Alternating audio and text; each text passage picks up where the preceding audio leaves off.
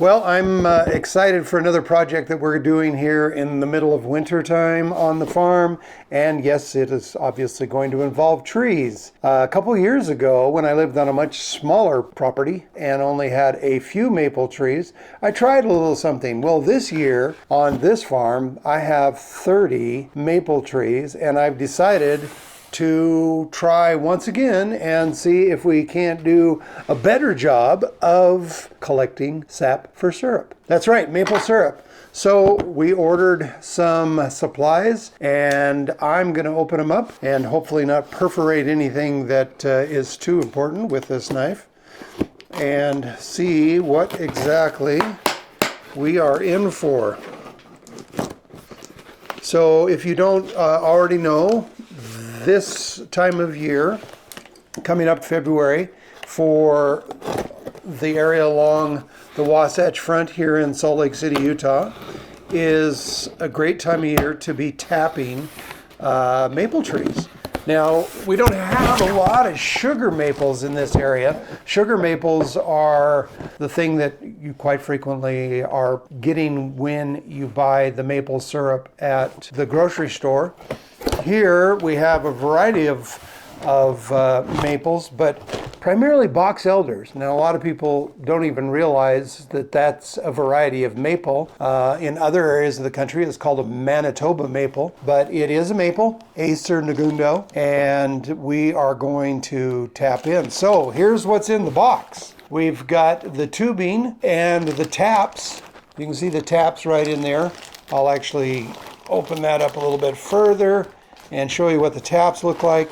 Well, we have the lids to the bags. Look at these little handy carrying bags. As they fill with sap, the bottom will open up, and that way they sit on the ground better. The lids that come with them have holes in the top, so we can run the tubes directly in there and collect our sap. Now, if you're asking, well, what do you do with the sap? Well, that's where the boiling comes in, because what we're going to have to do is we're going to have to reduce that down. Now, in a sugar maple, the ratio is 40-1. So 40 gallons of sap boiled down is going to give us a gallon of syrup. That's not the case with our box elder or Manitoba maple. It doesn't have that high of a sugar content compared to the sugar maple. It is 60-1. That's right. I need to get 60 gallons of sap, boil it down for us to have 1 gallon of maple syrup. Well, I'm hoping with 30 maple trees here on the farm that we are able to get a lot more than 60 gallons, because we've been promising a few people the opportunity to taste this rather uniquely flavored maple syrup. When we did this a couple years ago, it was quite interesting and delightful to find out that the syrup actually didn't taste anything like the maple syrup from the grocery store.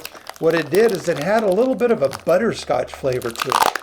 And so, yeah, I'm excited to see what we get this year. But that's pretty consistent with some of the reading that I've been doing, is that this particular variety of maple gives that kind of flavor when it comes to reducing it down to something that you would end up putting on your pancakes. Now, you can consume that sap anywhere along the way, so I understand, not that I'm encouraging you to, but I understand that you can, and that some people do, drink that before it's even reduced. But anyway, I'm opening this up so I can show you what these taps look like, and later we're going to be doing a demonstration when we start tapping the trees. But these are the taps. They actually included a bit with the kit here, and we'll be making a hole at a slight angle going into the tree. That's where that circulatory portion of the tree is, that's coming from the root up into the tree as the temperatures begin to warm. We need the sunny side of the tree, and we will tap into there. We'll attach or hammer the taps into the hole we make, and we'll put the tubes on the tap into the containers you saw. But you'll see all that in a future video. It won't be like the old video.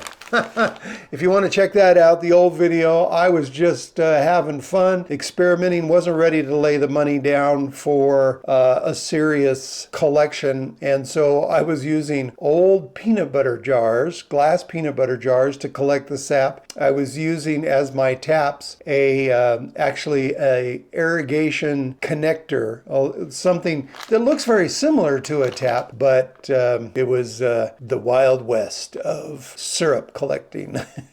So stick with me here, and we will be doing this in about a week, where we're going to be 1st of February, I believe, is a Saturday.